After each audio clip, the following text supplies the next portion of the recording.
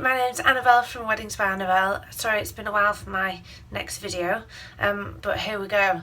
This time I'm talking about photography. It's one of the big ticket items for most weddings. So a few tips on choosing the right one and what to think about when deciding. So first of all, budget obviously comes into it highly. Make sure, have a look at your own budget for everything else and see what you can afford. Decide that first and stick to it. Next, go through a few. There's so many photographers, especially for me in Cumbria. There's too many to name, and every time I seem to do a wedding I work with a different one. They even travel in from areas just because the bride knows somebody who's used that photographer before. So you know, if you can get a recommendation, brilliant. If not, check out a few websites. There's links on my website too for ones that I've worked with before. Each photographer has their own style, so see what suits you and your personalities. Sometimes the style will go better with the venue that you've picked as well, so whether it's elegance or rustic, or just see what their background is like and what they're used to working with. Next thing would be the different packages that they offer. So every photographer will scale it up from a simple, you know, be there for the ceremony and some family photos, through to being there when you're getting ready, through to first dance and some of the evening entertainment. Obviously each one goes up in price. Just have a look, compare it again to your budget and see what works. I would also think about the extras that need to be included into those packages. So sometimes a photographer will request that they have lunch, so it might be another wedding meal. It also might be that they're travelling from a certain distance, so may need transportation costs, accommodation costs. Just query it, as well as, you know, which package and so forth. Also, an extra that can be in there that I think is a really good idea is a pre-wedding shoot. This is where you'll meet at the venue and as a couple with a photographer, walk around the grounds, have a few photos in certain spots just to see what works. It means that on the day, instead of spending hours walking around deciding on great locations for your pretty photos, you can go, well actually, when we tried it there it looked really nice, when we tried it there it looked really good.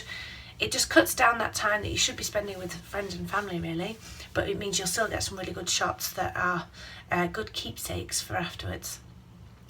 When it comes to whether you should use a friend or a family member, there might be some really good people there that you know, they are photographers or they've done somebody else's and it turned out well.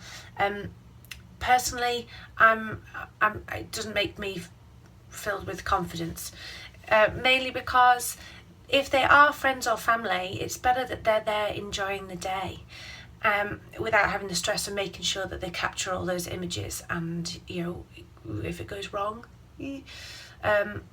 Also, it means that you can be brutally honest about how they turn out, and if they're from one side of the family or one part of your friends, are they comfortable enough going up to people that they don't know and getting the full range of photography of everybody? So just bear it in mind that sometimes it works for people, so go for it, but just bear those things in mind. I think my most important thing is the personality behind the photographer. As I say, they are so varied, and whether it's male, female, there could be a team. I think experience plays a big part in how they handle a wedding. Maybe before you even go into much detail with them, get a feel from maybe reviews, or try and contact people even on social media that might have used them before, and just see if the personality matches you two. They're going to be around you for a long time on a really personal and emotional day. It's really nice if you can have just good chit chat, you feel comfortable around them.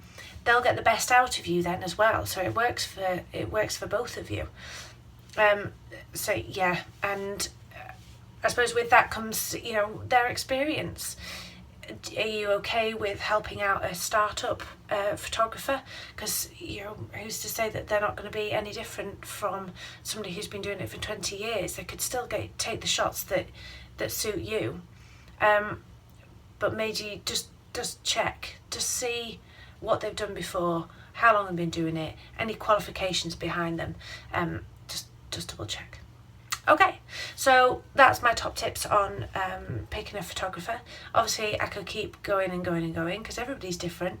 If you would like some more advice, if you'd like to see my recommended list, if you are a photographer and you want to fire some comments at me, then you can find me on Facebook, on Twitter, YouTube, you name it.